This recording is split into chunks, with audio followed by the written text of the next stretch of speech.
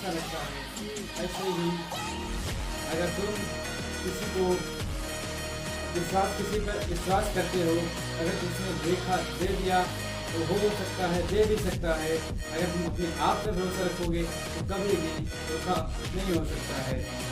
लेकिन बढ़ते बढ़ते आपने अपने आप से कहते रहना है कि मैं जो सोचूंगा वो मैं करूंगा। उसके लिए कठिनाइयाँ, परिस्थितियाँ हम हमेशा एक ही ऐसी नहीं रह सकती, और हमेशा बढ़ती घटती रहती हैं। जैसे पेड़ में कभी एक डालियाँ नहीं रहती हैं, बढ़ती घटती सब कैसी भी होती रहती हैं।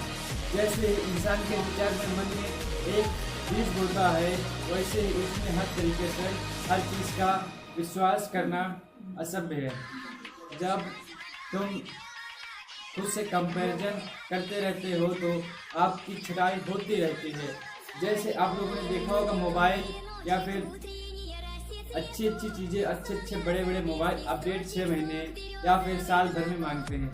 अपने आप को ऐसे करने के लिए ज़रूर न ज़रूर आप रीडिंग करना सीखते हैं। जैसे ही मन लगाते हैं पढ़ने में, आपका कोई आस पास ना हो तो आप अच्छे तरीके से पढ़ सकते हैं। लेकिन आपका माइंड ब्रेक हो रहा हो तो आप अच्छे तरीके से पानी पिएं और फ्लो करें, आपको कोई दिक्कत नहीं होगी पढ़ाई करने में।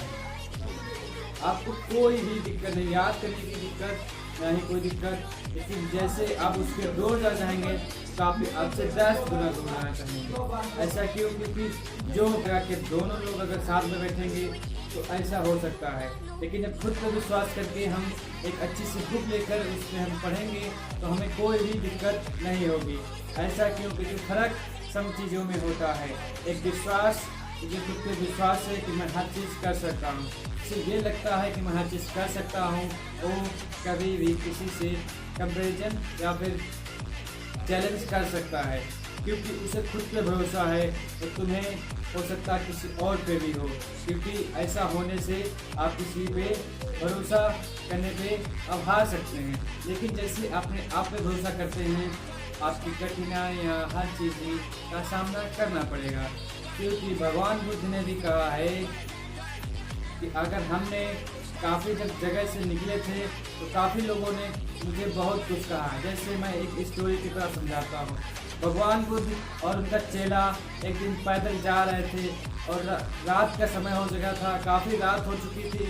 एक चलते चलते एक कुटिया मिली, वहाँ पर रुके। उनके लिए एक किसान था, अच्छे तरीके से खाना पीना खाया, पी के सो गया। लेकिन उसके बाद बुद्ध भगवान ने देखा कि इसके पास बहुत ही गरीबी है और ये बंदा आगे नहीं बढ़ पा रहा है। एक उसके पास देखा गाय थी, उसने बोला भी था, ये जो गाय है इसके चक्कर में मैं कहीं पर भी नहीं जा पा रहा हूँ। पर ऐसा क्यों? उसके आगे जानते हैं। एक चेले से कहा बुद्ध भगवान ने, आप जाके इस गैया को खोल दो, आप जाके इस गैये को खोलो। वो तो बोलने लगा, आप तो गुरु को लग रहा हमने सही गुरु नहीं चुना। चेला बोला कि हम सही गुरु को नहीं चुने हैं, लगता है कि हमें मरवा के ही बनेगा। लेकिन जैसे वो गैया खोलता है वो चली जाती है। उसके बाद जैसे ही सवेरा होता है, बुद्ध भगवान और उनके चेले सबसे पहले आगे निकल जाते हैं। फिर सुबह किसान उठता है, वो देखता है कि बुद्ध भगवान तो चले गए हैं, हमारी गैया भी चली गई है, तुम्हें क्या करना चाहिए? बुद्ध भगवान का चेला बोला, आपने ऐसा किया है वो आपको गाली भी देगा, ये भी करेगा, वो भी करेगा।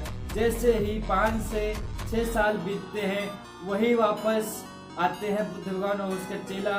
दोनों लोग टहलते घूमते, रात को हो जाती है काफ़ी। अगर फिर वहीं पे देखते हैं कि वही किसान का घर 5 मंजिल से ऊपर बना था। अब चेला तो आश्चर्यचकित हो गया, बोला ऐसा क्यों? बुद्ध भगवान बोलते हैं, आइए जानते हैं इनकी स्टोरी। तो किसान ने कहा, हमें जो वो गैया थी उसके कारण हम कहीं पर ना जा रहे थे, ना कुछ कर पा रहे थे। छोटी सी गैया थी, उसके लिए हम सब कुछ कर रहे थे, वही हमारे कुछ था।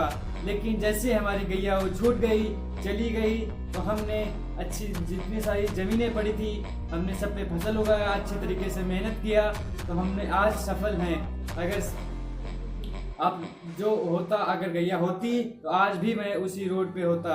हमें इस कहानी से वो सीख मिलती है कि अगर आपके पास कोई बांध है, उसको हम छोड़ सकते हैं, उसके आगे बढ़ने की तैयारी कर सकते हैं। क्योंकि जैसे ही आप इस बांध में फंसे रहेंगे, अब आगे बढ़ने नहीं पाएंगे। आपका बांध कोई भी हो सकता है, भैंस भी हो सकती है, गाय भी हो सकता है, कुछ भी हो सकता है, लेकिन आपको बांध में रहने हैं तो आप आगे नहीं बढ़ सकते हैं। बांध से बाहर निकलिए और आगे बढ़िए।